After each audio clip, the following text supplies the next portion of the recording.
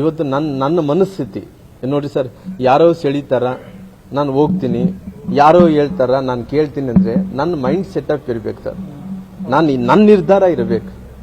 ನನ್ನ ನಿರ್ಧಾರ ಏನಿದೆ, ಪಾರ್ಟಿ ಬಿಜೆಪಿ ನನ್ನ ಪಾರ್ಟಿ ತಾಯಿ ಇದ್ದಂತೆ. ಆ ಪಾರ್ಟಿಗೆ ಯಾವತ್ತಿದ್ರು ಕೂಡ ಸೇವಕನಾಗಿ ಕೆಲಸ ಮಾಡ್ಬೇಕನ್ನೋದು ಅಲ್ರಿ ಸರ್. ಇವತ್ತು ರಾಮ್ಲು ಅವರಿಗೆ ಇವತ್ತು ನಮ್ಮ ಎಲ್ಲ ನಾಯಕರು ಇವತ್ತು ಪಕ್ಷಾತೀತವಾಗಿ ಆ ಕಡೆ ಯಾರನ್ನ ತೋಡ್ರಿ ಪಕ್ಷಾತೀತವಾಗಿ ರಾಮ್ಲು ಒಬ್ಬ ಕ್ರೆಡಿಬಿಲಿಟಿ ಇದ್ದಂತ ಒಬ್ಬ ನಾಯಕ ಅನ್ಸ್ಕೊಂಡ ಸೋತಿದ್ರು ಕೂಡ ನನ್ನ ಹತ್ರ ಏನಿಲ್ಲ ಸರ್. ಇವತ್ತು ಒಬ್ಬ ಗ್ರಾಮ ಪಂಚಾಯತ್ ಮೆಂಬರ್ಗಳಲ್ಲಿ ಇವತ್ತು ನಾನು ಕರೀತಿದ್ದೇನೆಂದ್ರೆ ಎಲ್ಲೋ ಒಂದು ಕಡೆ ರಾಮ್ಲು ಅಂದ ತಕ್ಷಣ ಒಳ್ಳೆತನ ಬೆಳೆಸ್ಕೊಂಡಿರೋಕ್ಕೋಸ್ಕರವಾಗಿ ಕರೆದಿರ್ಬೋದು ಸರ್. ಅವ್ರು ಕರೆದಿದ್ದಾರ ನಾನು ಹಂಗ ಹಿಂಗ ಅಂದ ಹೇಳಕ್ ಹೋಗಲ್ಲ ಸರ್. ಅವ್ರು ದೊಡ್ಡತನಿಗೆ ನಾನು ಯಾವತ್ತೂ ಕೈ ಮುಗ್ತೀನಿ. ಇವತ್ತು ಕಾಂಗ್ರೆಸ್ ಅವರು ಚಲುರಾಯ ಸ್ವಾಮಿ ಹಿಡ್ಕೊಂಡು, ಡಿ.ಕೆ. ಶಿವಕುಮಾರ್ ಅವರು ಹಿಡ್ಕೊಂಡು, ನಂತರ ನಮ್ಮ ರಾಜಣ್ಣವ್ರು ಹಿಡ್ಕೊಂಡು, ಸತೀಶ್ ಅಣ್ಣವ್ರು ಹಿಡ್ಕೊಂಡು ಎಲ್ಲರೂ ಕೂಡ ರಾಮ್ಲು ಅವರಂದ್ರೆ ಏನ್ ಗೌರವ ಕೊಟ್ಟಿದಾರ ಅವ್ರಿಗೆ ನಾನು ಕೈ ಮುಗಿದು. ಯಾಕಂದ್ರೆ ಅವ್ರಿಗೆ ಯಾವತ್ತಿದ್ರು ಕೂಡ ನಮ್ಮ ನಾಯಕರಾದಂತ ಸದಾನಂದ ಗೌಡ್ರು, ನಮ್ಮ ರಾಷ್ಟ್ರೀಯ ನಾಯಕರಾದಂತ ನಡ್ಡಾಜಿಯವರು, ಪ್ರಹ್ಲಾದ್ ಜೋಶಿ ಸಾಹೇಬ್ರು, ನಮ್ಮ ಸಂತೋಷ್ ಜಿಯವರು, ನಮ್ಮ ಸಂಘದ ಎಲ್ಲಾ ಪ್ರಮುಖರು ಎಲ್ಲರೂ ಕೂಡ ಜೊತೆಲಿ ನಮ್ಮ ಪಾರ್ಟಿಯಲ್ಲಿ ಇದ್ದಂತ ಬೊಮ್ಮಾಯಿ ಸರ್ ಹಿಡ್ಕೊಂಡು, ಅಶೋಕ್ ಅವರು ಹಿಡ್ಕೊಂಡು, ಸಿ.ಟಿ. ರವಿ ಹಿಡ್ಕೊಂಡು, ಸದಾನಂದ ಗೌಡ ಹಿಡ್ಕೊಂಡು ಎಲ್ಲರಿಗೂ ನಮ್ಮ ಕೋರ್ ಕಮಿಟಿ ಸದಸ್ಯರೆಲ್ಲರೂ ಕೂಡ ರಾಮ್ಲು ಅವ್ರ ಪರವಾಗಿ ನಿಂತಿದ್ದಾರೆ. ಅಂದ್ರೆ ಅವರೆಲ್ಲರೂ ಕೂಡ ನನ್ನಲ್ಲಿಲ್ಲ ಅಂತ ಒಳ್ಳೆತನಗಳು ಇರೋ ಕಾರಣ ಅವ್ರು ನನ್ನ ಹಿಂದೆ ನಿಂತಾರೆ. ಹಂಗಾಗಿ ಅವ್ರು ಯಾರು ಕೂಡ ನಾನು ಅಸಹ್ಯದಿಂದ ಅವ್ರು ಮಾತಾಡಿದಾರ ಹಂಗ್ ಹಿಂಗೆ ಹೇಳಕ್ ಹೋಗಲ್ಲ ಸರ್.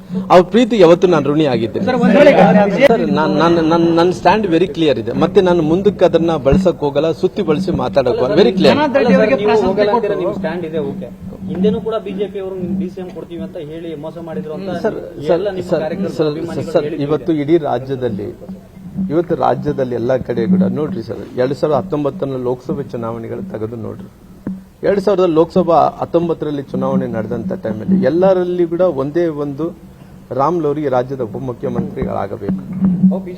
ಅವತ್ತು ನಮ್ಮ ಎಲ್ಲ ನಾಯಕರು ಕೂಡ ನನಗೆ ಅಶ್ಯೂರೆನ್ಸ್ ಕೊಟ್ಟಂತ ಟೈಮಲ್ಲಿ ಕೂಡ 3 ಉಪಮುಖ್ಯಮಂತ್ರಿಗಳು ಮಾಡಿದಂತ ಟೈಮಲ್ಲಿ ಕೂಡ ರಾಮ್ಲು ಅವ್ರಿಗೆ ಉಪಮುಖ್ಯಮಂತ್ರಿಗೆ ಎಷ್ಟು ಸ್ಥಾನ ಇರ್ತತೋ, ಅವ್ರಿಗೆ ಏನ್ ಗೌರವ ಸಿಗ್ತತೋ ಆ ಗೌರವಕ್ಕಿಂತ ಜಾಸ್ತಿಯನ್ನು ಕೊಟ್ಕೊಂತ ಬಂದಾರ.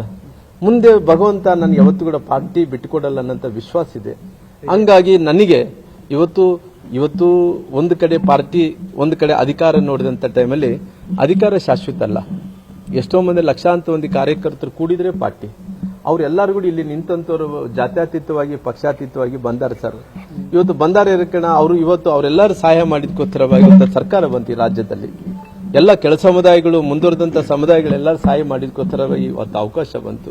ಮುಂದಕ್ಕೂ ಕೂಡ ಭಗವಂತ ಪಾರ್ಟಿ ಇವತ್ತು ನನ್ನೇನು ಗುರುತಿಸಿ ಎಲ್ಲಾ ಪಾರ್ಟಿಯವರು ಕರೀತಿದಾರ. ಬಿಜೆಪಿ ಅವರು ಕೂಡ ರಾಮ್ಲು ನೀವು ಒಳ್ಳೆಯವರಂದೇಳಿ ಹೇಳಂತ ಟೈಮಲ್ಲಿ ಆ ಒಳ್ಳೆತನ ನಾನು ಕಳ್ಕೊಳಕ ರಾಜಕೀಯವಾಗಿ ಬಳಸ್ಕೊಳಕ್ಕಾಗಲ್ಲ.